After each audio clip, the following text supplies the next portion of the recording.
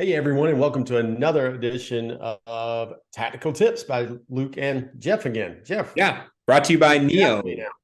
Yeah, Neo Underwriting. Great process. yeah. I tell you, we had a really good March, and get to the end of March and just pushing, and you're trying to hit your goals, right? And uh, and I swear that Neo is really pushing me outside of a comfort zone I've lived in for so long. And Chuck used to tell me, Luke, you're not selling enough cars. You're not taking enough chances. You're like a freaking, a bank trying Yeah. to hold on to everything. He said, you've got to loosen up if you want to hit your main goals. And Neo has really helped me take what was in my brain for years and put it on paper and allow me ability to take a little less down payment than I normally would. But I tell you, it is paying off, I believe, Jeff. Yeah, it's awesome. So, guys, this week, our tactical tip is going to be about shop processes. For the last couple of weeks, we've been talking about processes, right? And it's so crucial in your dealership that you have written processes for every major function in your dealership. It's the only way you're going to create consistency, which creates quality, which creates freedom. And you don't have to go get mad at your guys for not doing it the way you want it to be done because it's written down. They know how you want it to be done. So, hey, guys, It's just review the manual, do it the way I and want it done. it's so hard to start.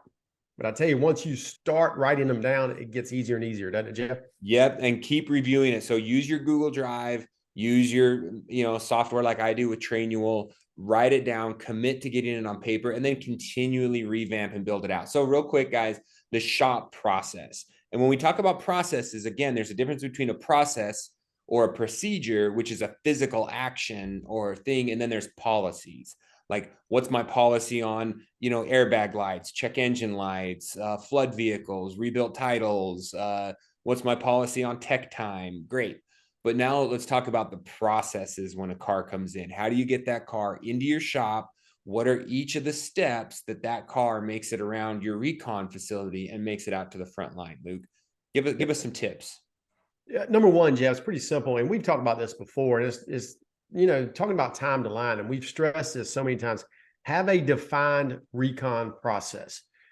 You cannot be successful at recon if you just throw spaghetti against the wall. It doesn't work. Absolutely, and that's what we're talking about here. So when we talk about that, like for me, I have a very specific process that all these cars need to go through, and I have a little flow chart that I drew.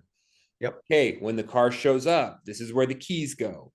My front girl makes a pre-inspection form, puts the Yep. car on there with all the info so that the mechanics can have this form that they can fill out. She pulls all the recalls. So all that goes back to my mechanics. And then it goes through a very specific step, and I won't get into details of how I want that car to flow. Who touches it next? When that gets marked up, who touches it then? When a decision has to be made, who's making that decision? And then the criteria within that decision, and then who has the final quality control before that key gets put out front. Yeah, and that's within that process is how are your ROs handled, Mm. um, and that's number two because there is a specific way that ROs should be handled. The service advisor does this, the tech does this, the parts orderer does this, the parts orderer lets this person know, and this person. So you got to make sure that the RO within that recon process is being handled properly by all people involved. Yeah. You don't want just your parts guy approving everything, because guess what? When my techs inspect cars, everything goes on that inspection order, and they think that everything needs to be replaced. Every air filter, every battery, every sets of brakes. So you got to have someone with oversight that says, no, no, no, pump the brakes. We're not going to do this, and this on that RO. Let's only put these 5 things on there and get rid of these other ones. We'll put them in advice, right? Yeah. So that has a lot to do with your parts, which is your next advice, Luke.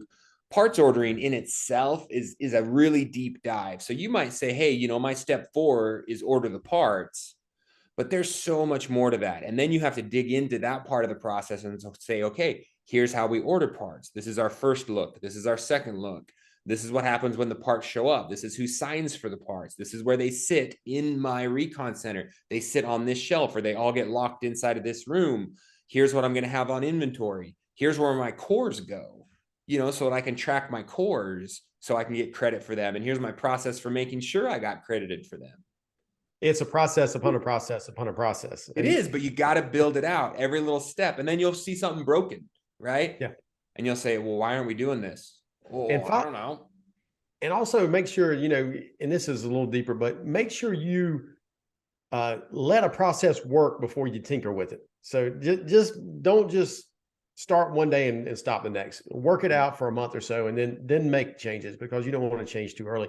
And number 4, Jeff, you've got to know what your shop and your techs are capable of doing. We all wish that we just did everything, right? We could do anything, everything. We can't. And so sometimes you have to sublet. Sometimes you have to do other things. Sometimes you have to assign a car to a different tech. And we got to make sure we got that scheduling right, and we've got those capabilities nailed down. Yeah. So it's so smart because, right, what's my policy for outside work or sublet work? What's my policy for efficiency of a tech?